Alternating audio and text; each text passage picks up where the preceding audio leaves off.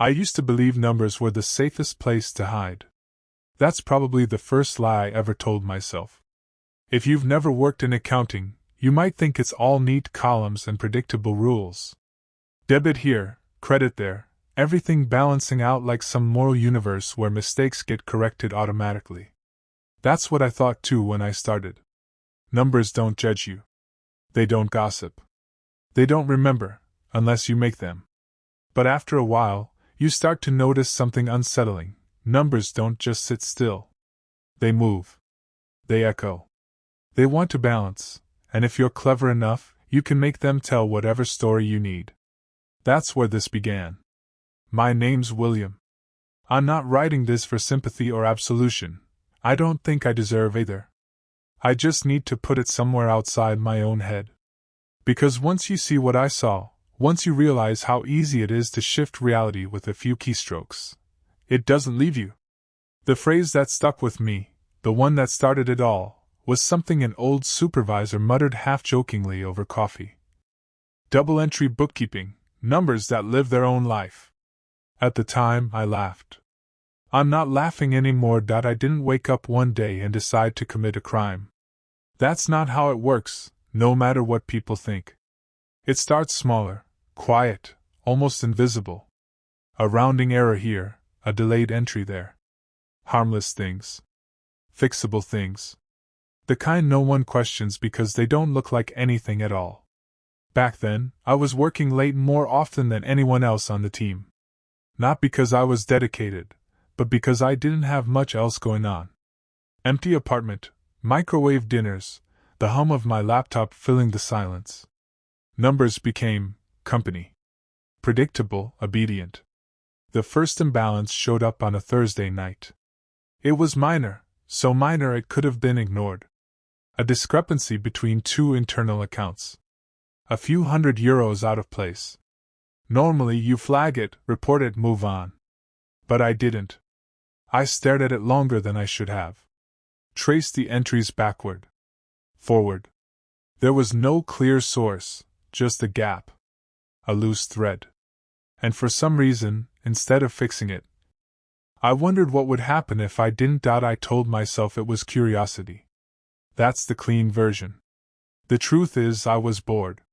Not the kind of bored where you pick up a hobby or go outside. No, this was heavier. The kind where everything feels already decided, already mapped out, and you're just filling in blanks someone else drew for you. That discrepancy, that tiny imbalance, it felt like a crack in the system. Proof that things weren't as controlled as they seemed. So I didn't fix it. Instead, I adjusted something else. Just a small entry, barely noticeable. Enough to balance the books without actually resolving the source. If anyone checked, it would look clean. Complete. Correct. And it worked. That's the part that hooked me, not the act itself, but how easy it was. No alarms. No emails. No one tapping me on the shoulder the next morning. The system accepted it, just like that. I remember leaning back in my chair, staring at the screen, feeling something unfamiliar settle in my chest. Not guilt. Control. Once you realize the system won't push back, you start wondering where the edges are. I didn't jump straight into anything big. That would have been stupid. Instead, I treated it like an experiment. Small adjustments, spaced out over days. Different accounts, different categories. Always subtle, always justifiable if someone really dug into it, which no one ever did. There's this unspoken truth in corporate environments. People trust the process more than they trust their own instincts. If the reports look clean, they assume everything underneath is clean too. I leaned into that. I started keeping my own notes. Not on the company system, never that. A private ledger, encrypted, buried on a flash drive I kept on my keychain. Every adjustment, every shift. Debit here, credit there. I wasn't stealing. Not yet. I told myself that mattered. But something was changing. The numbers started to feel responsive. Like they weren't just entries anymore, but pieces in something I could shape, guide, manipulate. And the more I tested the boundaries, the more I realized. There weren't many up to that point. I had a rule: don't take anything. Adjust, balance, experiment, but don't steal. That line felt important, like it separated curiosity from something uglier. Then rent went up. It sounds stupid now, almost cliché, but pressure has a way of shrinking your moral boundaries until they fit whatever problem is right in front of you. I remember sitting at my kitchen table, bills spread out, doing the math over and over like the numbers might change if I stared long enough. They didn't. But I knew other numbers that could. The idea came quietly. Not dramatic, not desperate, just logical. If I could move discrepancies around, if I could make the books tell a clean story, then technically there was space. Space no one was watching. I didn't act right away. I argued with myself for days. Told myself it was temporary, that I'd pay it back before anyone noticed. That it wasn't really theft if the system never registered a loss. That was the moment, I think. Not when I did it, but when I decided it made sense. Once I crossed that line in my head, everything became methodical. I stopped thinking like an employee and started thinking like the system itself. Where money flowed, where it paused, where it got written off or delayed long enough that no one would question a slight shift. Expense buffers, dormant accounts, vendor payments that fluctuated month to month, those were the quiet corners where numbers could disappear without making noise. I mapped it all out in my private ledger. Not just entries, but timing. That part mattered more than anything. You don't just move money, you move it when no one's looking, when reports are already finalized or not yet reviewed. Accounting isn't about numbers. It's about windows. The amount I chose was small. Intentionally forgettable. Something that could dissolve into normal variance. I built in redundancy too, counter entries that balanced everything on paper. If someone traced it, they'd find a loop, not a gap. By the time I was done planning, it didn't feel like a crime anymore. It felt like design. The night I did it, nothing felt dramatic. No storm outside, no shaking hands, no sense of crossing some irreversible threshold. Just fluorescent office lights, the low buzz of the ventilation system, and my screen glowing back at me like it always did. If anything, that normalcy made it easier. I waited until most of the team had logged off. A couple of late emails trickled in, but no one questioned why I was still online. I'd built that reputation already, the guy who stayed late, who cleaned things up. Step by step, I followed the plan.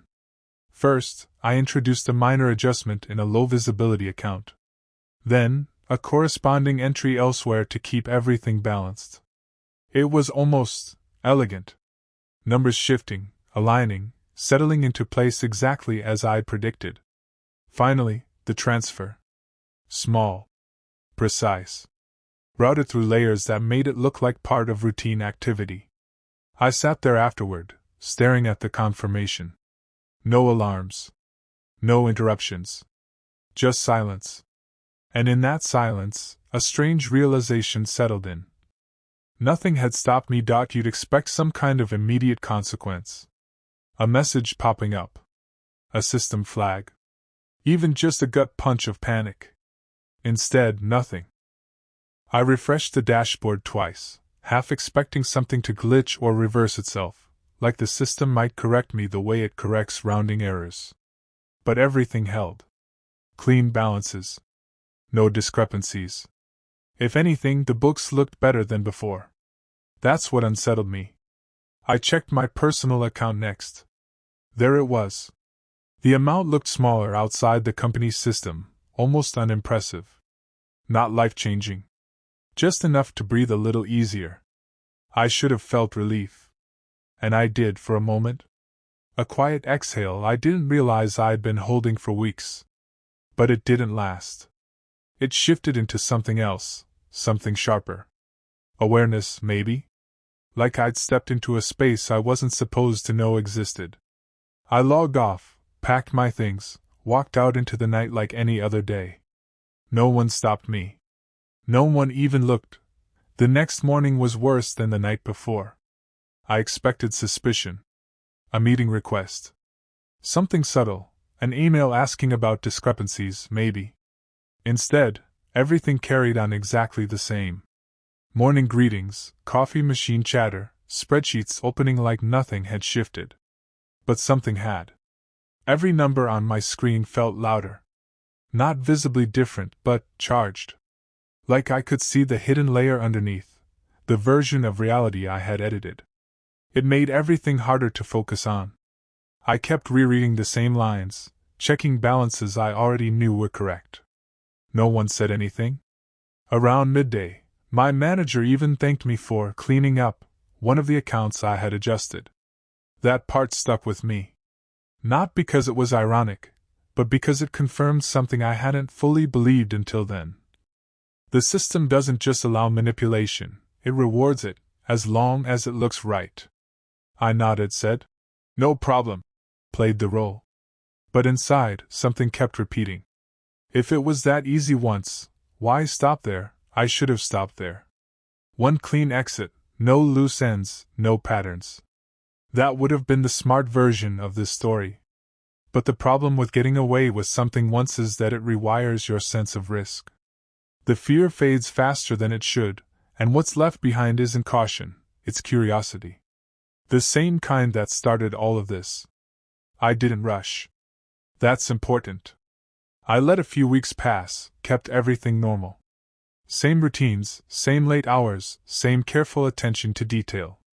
If anything, I became better at my job. More precise. More invested. Then I started again. This time, I refined the process. Spread adjustments across multiple accounts. Smaller amounts, but more frequent. Not enough to trigger attention individually, but together, they added up. I built layers into it. Timing offsets, internal transfers, reversals that masked origins. It wasn't improvisation anymore, it was structure. And the strangest part? It began to feel less like I was taking something, and more like I was running a parallel system no one else could see. For a while, it held. Weeks turned into months, and the pattern became routine. Adjust, balance, distribute, repeat. I stopped checking my personal account obsessively. The money was there, growing quietly, almost boring in its consistency. That should have been a warning. The first crack wasn't dramatic. It came in the form of a question, casual, almost offhand. A colleague leaned over my desk and asked if I'd noticed slight timing mismatches in one of the internal reports. I kept my expression neutral, shrugged, said it was probably a system delay. That happens all the time.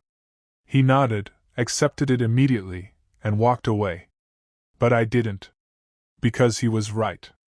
It wasn't a flaw in my entries, they were still balanced, but the timing windows I'd been using started overlapping in ways I hadn't accounted for. Tiny inconsistencies. Nothing obvious, but enough to create a pattern if someone looked closely. That night, I stayed late again. Not to move money. To fix the story I'd already told. Fixing it wasn't as simple as before. When everything is clean, adjustments feel invisible. But once there's even a hint of inconsistency, every change risks drawing a line instead of erasing one. I wasn't just balancing numbers anymore. I was managing attention. I went back through weeks of entries, tracing the overlaps, looking for places where timing could be smoothed out without creating new anomalies. It felt like untangling something that kept tightening the more I pulled at it. And then came the email. Not an accusation. Not even close. Just a request from internal audit asking for clarification on a reporting delay. Routine, they said. Standard review. But it hit differently this time. Because it wasn't random. It lined up exactly with one of the areas I'd been adjusting. I drafted a response carefully, technical, boring, full of just enough detail to sound transparent without inviting deeper questions. I'd done that before. It usually worked. This time, though, I hesitated before hitting send. For the first time, it felt like someone might actually be looking. After that email, everything felt sharper. Not louder, not chaotic, just focused. Like the margin for error had quietly shrunk without anyone announcing it. I became hyper-aware of every action. Every entry felt heavier, like it carried more consequence than before. The audit team didn't escalate immediately, which somehow made it worse. There's something unsettling about delayed reactions. It gives your mind space to fill in possibilities that might not even exist. A few days later, I was called into a short meeting. 2 people from audit, 1 from management. Polite, professional, routine on the surface. They asked about workflows, timing, system behavior. Not accusations, just questions. I answered everything. Calmly. Technically. I even walked them through processes I had actually improved, which helped anchor the conversation in something real. At one point, one of them paused, looked at me a second longer than necessary, then moved on. That moment stayed with me. Because I couldn't tell if they suspected something. Or if I just needed them to. Nothing came of the meeting. No follow-ups, no formal investigation, no sudden restrictions on my access. On paper, everything remained exactly the same. If someone looked at the outcome, they'd assume it was just another routine check. But it didn't feel routine anymore. Because now I understood something I hadn't before. The risk wasn't in the system. It was in people. In attention. In the unpredictable moment when someone decides to look just a little closer than they need to. I stopped making new moves after that. Not out of discipline, but because the silence started to feel heavy. Like a held breath that never quite releases. Every normal interaction carried a question underneath it. Do they know? I became quieter. More careful. Not just at work, but everywhere. Conversations felt scripted, like I was constantly editing myself in real time. The money was still there. Untouched now. And for the first time since this started, it didn't feel like control anymore. It felt like evidence that I never got caught. At least not in the way you'd expect.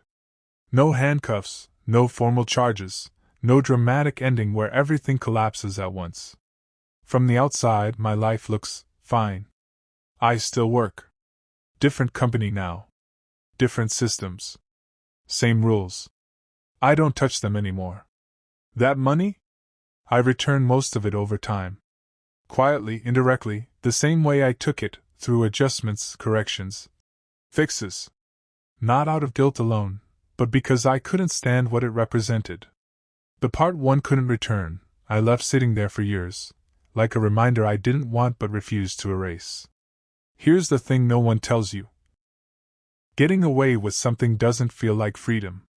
It feels like an unfinished equation. Like something that never properly balances, no matter how clean it looks on paper. I still think about that phrase sometimes, numbers that live their own life. They don't. But the choices behind them do. If you ever find a gap, a loophole, a way to bend the system, don't. Because the hardest part isn't getting caught. It's living with the version of yourself who didn't.